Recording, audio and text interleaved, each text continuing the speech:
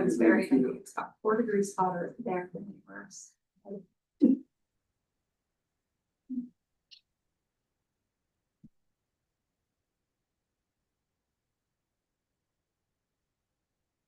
We're good, Terry? We are good. All right, we're good. Call this meeting to order. Today's 14th day of July. The time is 1:30. The executive committee of Compass is in session. I'm gonna ask Craig if you can call roll. Thank you, Mr. Chair. Rod Beck. Here. Zach Brooks. Darrell Bruner. Trevor Chadwick. Here. Miranda Gold. Here. Jimmy Halliburton. Dan Heyer. Here. Lindy Lindstrom. Mary May. Here. Matt Newton. Here. John Overton. Here. Eric Phillips. Crystal Rogers. Here. Joe Steer. Here. Mr. Chair, we have a quorum. All right. First item is open discussion and announcements. Is there any discussion? No, we've had a pretty good one. We've had a good discussion. I think we stand it like. Not on the record. Yeah. All right. Is there any announcements? No announcements, open discussion. All right, first order of business is to approve the consent agenda, which is the minutes of our last meeting. I'll make that motion to approve the consent agenda. Second. Okay, we have a motion and a second to approve the consent agenda. Any discussion? Hearing none, all in favor, say aye. Aye. Motion carries. Okay, we have a few action items. Establish a board agenda for the August meeting. Go ahead. All right, thank you, Mr. Chair. So the materials for this item start on page 6 in your packet.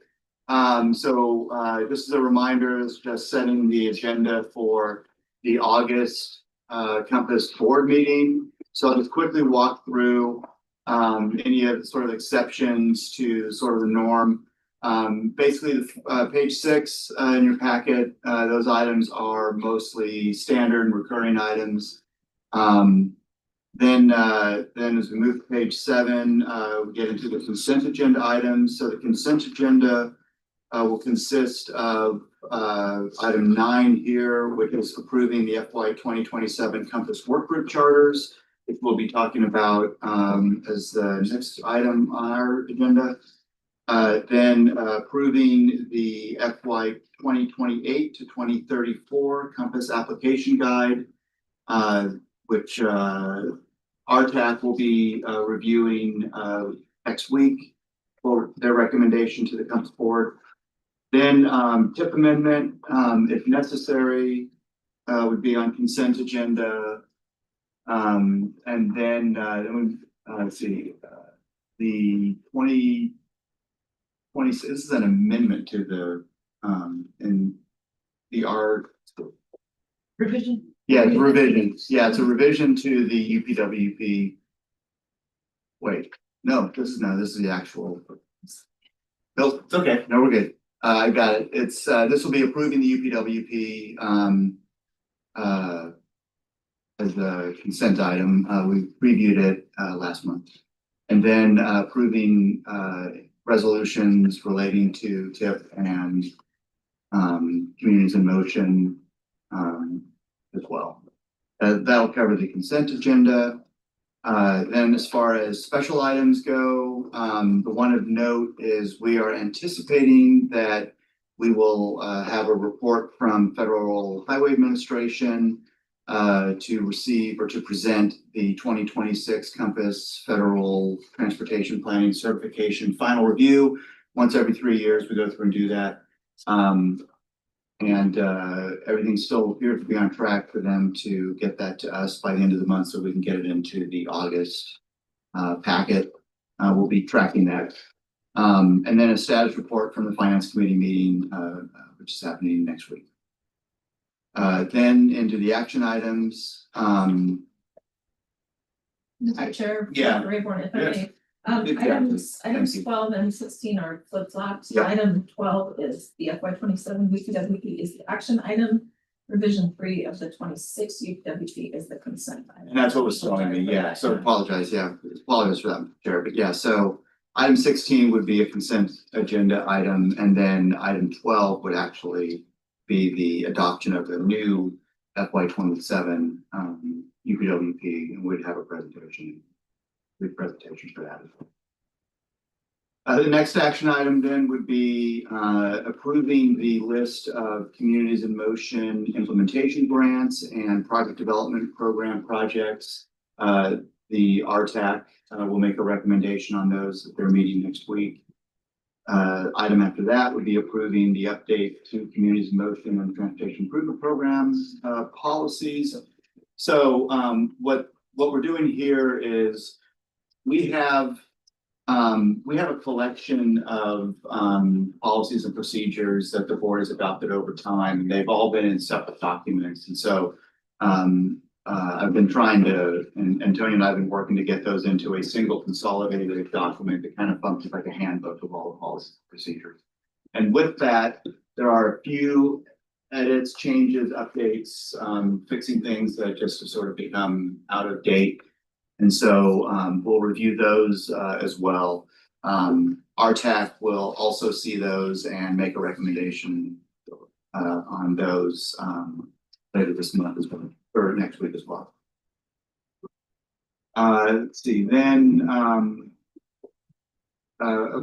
next item will be approving the Communities in Motion 2055 project prioritization process. So this is just the scoring matrix basically for how projects in the CIM 2055 will be approved, or will be scored and prioritized.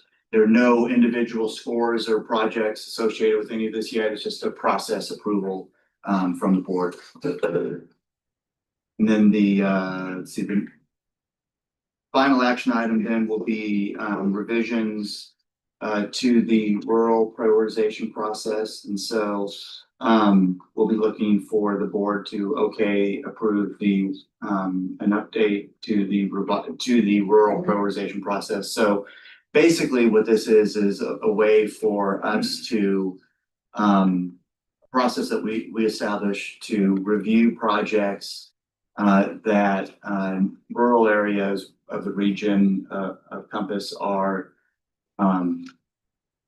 applying to LTAC for funding for projects. And this is a way that the Compass board can then add additional points to those projects. There's a limited number of them, and so they carry a fair amount of value. And so it's been an ongoing process for us, but they be quite beneficial to our rural members and being able to score projects better with LTAC.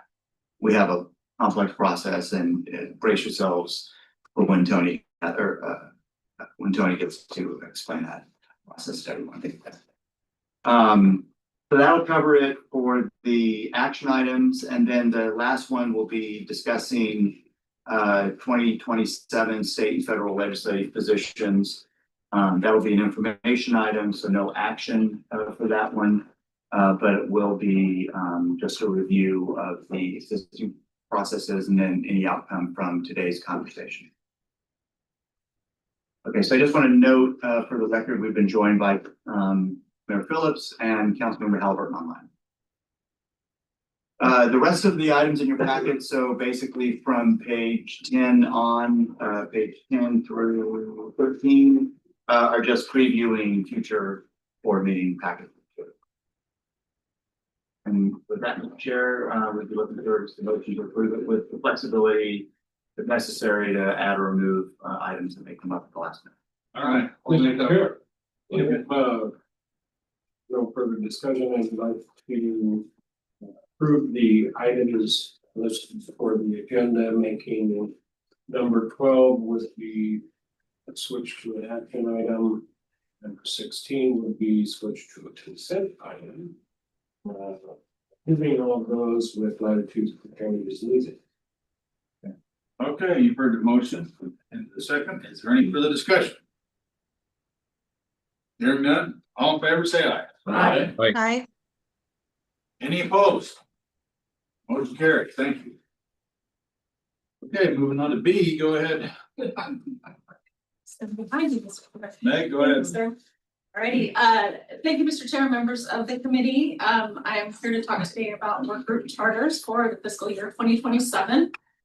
This item begins on page 14 in your packet. This is an action item for you today. We are asking you to recommend these work group charters to the full board.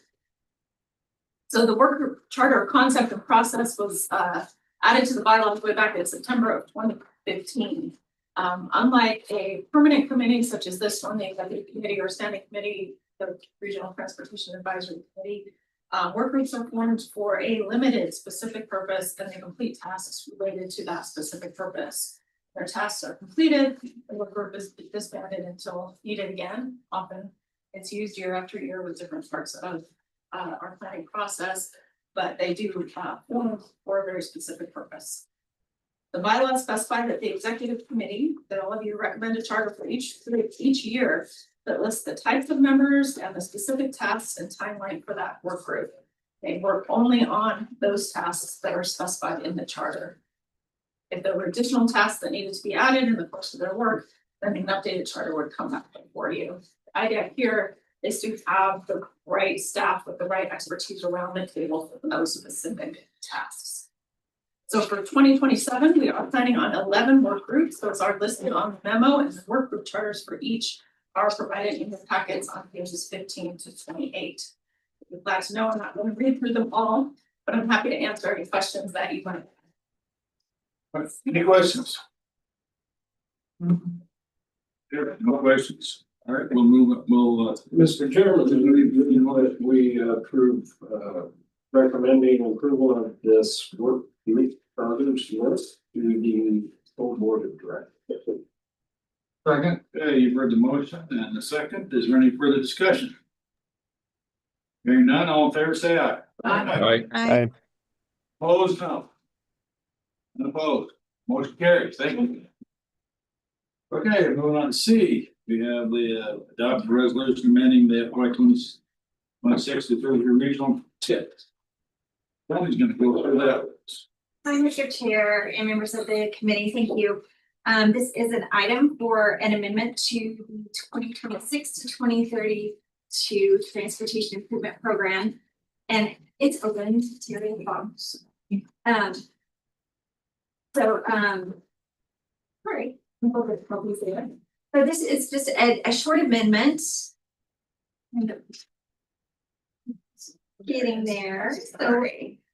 Okay, today we'll be asking for a couple of items that need board approval whenever we have large cost increases or adding new projects. In most cases, we do need your approval to move forward. So today we have those two situations in play. So we have one that has a major cost increase, and we will be adding one project with your approval today. So the first one is the ID4 mobility improvements. That is an existing project that ITD is currently working on for mobility improvements along I-84. And they would like to add $5 million to that design project. They anticipate in the future making this project much larger than they originally anticipated. And they are wanting to increase that design fund in order to cover that full design cost for the future projects along I-84. The second one is to add a right-of-way only project for a kind of a new project that's coming into the tip for 43rd Street. You stick to the Boise River. This is an ACHD project in Garden City. This one is just right-of-way. The design was covered under a RAISE competitive grant that they received a couple of years ago. And we do anticipate that construction will be added in the new tip update. But ICHD requested to add $100,000 for right of way to get that project started early to be prepared for the construction phase. So those are the two projects that we would have moving forward. We did have public comment on these two projects from June 9th to 23rd. We received 9 comments. There were no comments that were received that made any changes to these. Most of them were in support of the projects moving forward, not all, but as far as having a negative effect on these projects, there were no comments that made that change. So I will stand for any questions and go to the OT. I do have a question. Okay, go ahead there. So the money's coming from them funds, is that where it's coming from for the IPG thing? Yes. And so any of that The reason I'm bringing this up is I don't want to derail my project. We're adding $5 million to this. With state cutting funding, where they find that funding? I'm just curious where that money came from, to be able to add it to. It was through cost savings, as they got bids from other projects, so it's current year funding, and it came through cost Just a little bit, savings. over. Right, Okay. just as they received bids and cost savings in other parts of projects, they move funds around. Thank you. All right, any other questions? Okay, need a motion? I'll make that motion to approve. Oh, there it is, sorry, I was looking for it on my paper. Make a Compass Executive Committee adopts resolution 092026, amending the FY 2026, the 2032 Regional Transportation Improvement Program. Okay, you've heard the motion and a second. Is there any further discussion? Hearing none, all in favor? Signify by saying Aye.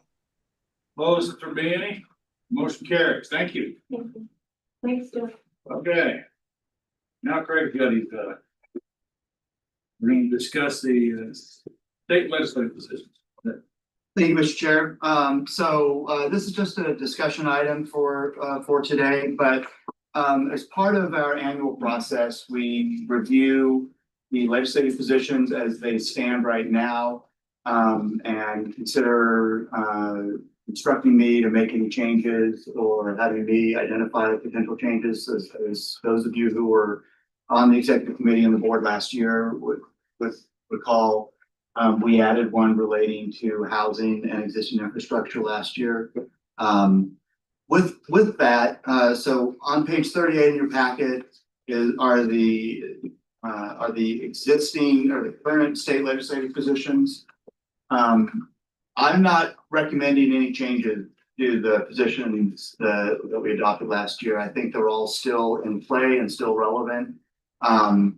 Any comments or thoughts or guidance on sort of boundaries or guardrails within which the lobbyist and I can be working are what we really need to be discussing. And frankly, I think it might be the right time to say it's time to start thinking about what those ought to be, but to not actually really instruct on that yet, because with the discussions that we're having around, just to quickly note, the first of our priorities at the state level has always been transportation revenue and the need for stable transportation revenue.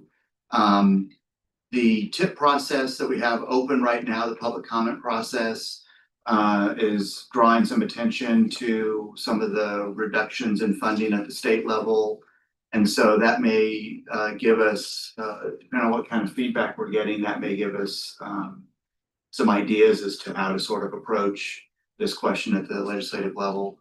And so I kind of just suggest that we wait and discuss this further, discuss any changes to that or any boundaries or guidance on, how to go about that. But I mean, basically what I would anticipate is we're going to hear support for the idea of restoring some of the projects that have been removed from the Transportation Improvement Program because ITD doesn't have bonding revenue available. And translating that then into that sort of stable and reliable funding source at the state level, which would then turn into, I would bet, the primary thing that we'd be asking for at the legislature this coming session. Mr. Chair, can I ask? Yeah, go ahead. Mr. Craig, hey, so this additional 193 million that we have in our statement here, does that include that budget cut that we've taken? No, it does not. Is it behoove us to add that in there to make it look more reasonable? If I get it, Chair, the number that I put out today, we had a call with the statesman today about this. The number that I put out is I said basically we think that number is probably conservatively around 300 million. So we could tweak that line to have it be a bit more reflective of what those needs are. And frankly, if we're going to do that, we might want to consider emphasizing how it's a cumulative number. It's not a balance sheet. And so we're adding, I would say, 300 million a year of arrears right now. And so I do think that, yeah, that might be worth, I could do that, I can have it ready for the August. Okay. All right, any other questions? Or issues? All right. You don't need to walk on this, do you? No. All right, it's informational, go ahead. I'm gonna talk about the federal transportation position. Thank you, Mr. Chair. So basically, I think the same approach holds this time. I think there really hasn't been any change in federal legislation. There are ideas that have been proposed and that are circulating, but at this point, I don't think there's much anticipation of any action at the federal level this coming year. That probably what's going to happen is the current surface transportation law that provides all the federal funding will probably expire and be continued with a series of continuing resolutions of still to be determined length, but usually the way that works is the first one is for 4 to 6 months. And then as negotiations advance, they continue to sort of make them shorter and shorter and shorter. The shortest one I've ever seen was a 12-hour one. And so they can be pretty aggressive in those. But odds are at this point, we're starting to see some of the shape of what legislation looks like, and a lot of that potential legislation, what that might look like, a lot of that aligns very well with our existing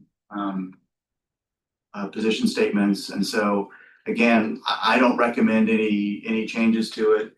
And then same kind of discussion, I do plan on through the national organizations and then individually, now that we've got the lobbyist support to be able to help kind of coordinate some things, trying to have